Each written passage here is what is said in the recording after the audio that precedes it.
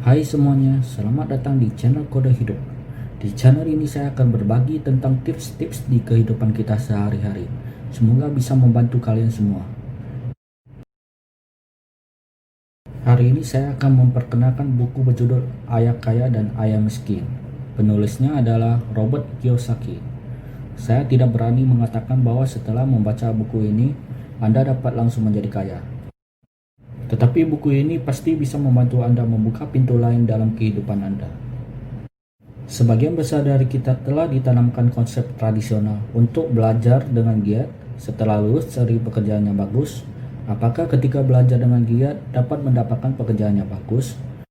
Jika mendapat pekerjaan yang bagus, dapat menjadi kaya? Saya berpikir jawaban dari pertanyaan tersebut adalah tidak. Tetapi penulis buku ini telah menemukan sumber masalah sebenarnya. Sebenarnya ada pada pola konsumsi dan kurangnya pengetahuan finansial. Orang-orang ingin menggunakan sesuatu yang bagus, keren, dan nyaman. Tetapi kegembiraan yang dibeli menggunakan uang seringkali sangat singkat.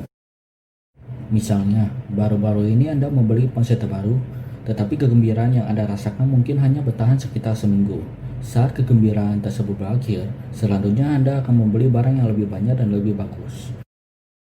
Dan ini akan membentuk pola perilaku berulang. Pada akhirnya, kehidupan Anda akan jatuh ke lingkaran berulang tanpa akhir.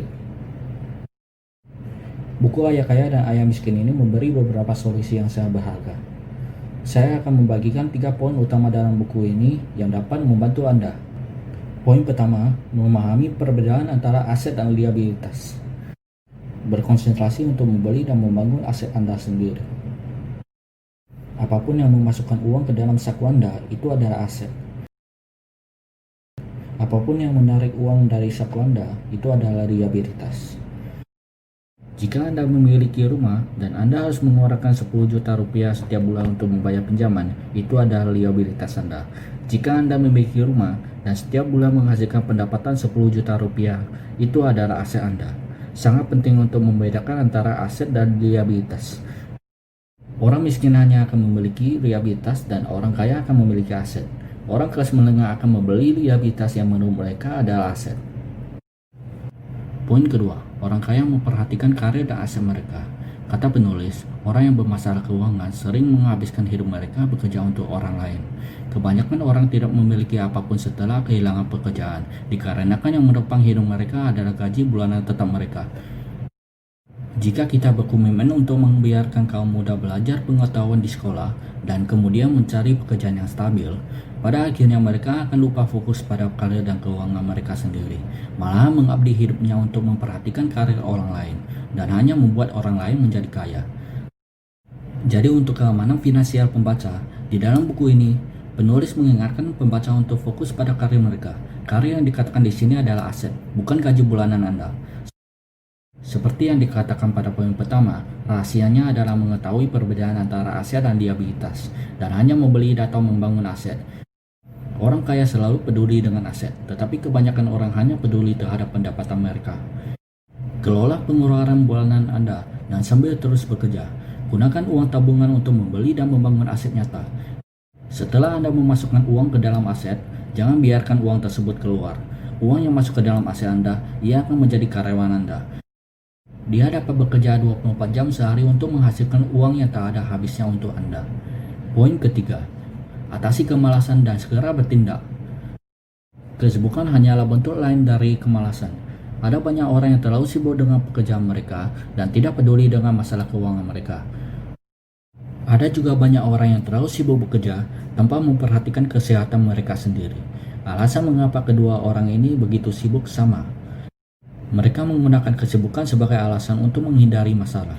Mereka tidak ingin menghadapi masalah yang sangat penting dalam kehidupan mereka. Jika tidak sibuk bekerja, mungkin sibuk menonton, berbelanja, dan sebagainya. Menolak untuk berhenti dan berpikir. Sebenarnya mereka tahu bahwa mereka melarikan diri dari beberapa hal yang sangat penting. Ini adalah kemalasan yang paling umum.